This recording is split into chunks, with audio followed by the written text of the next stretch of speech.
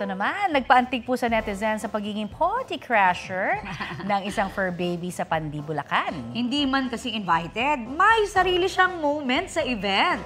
Special guest yan?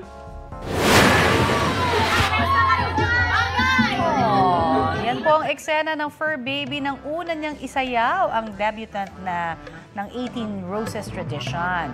Hindi naman siya tinanggihan ng debutant at magiliw na isinayaw ang aso. Kwento ng uploader na si Jillian Barbacena Angeles, debut yan ng kanyang pinsan at ang aso naman ay isang stray dog na pinapayagang pumasok ng may-ari sa resort. Nagde-decorate pa lang daw sila sa venue ay nandun na ang aso at friendly pa sa mga bisita. Ang video na yan may halos 200,000 views na online. Trending! Parang gusto ko na yung aso na yan.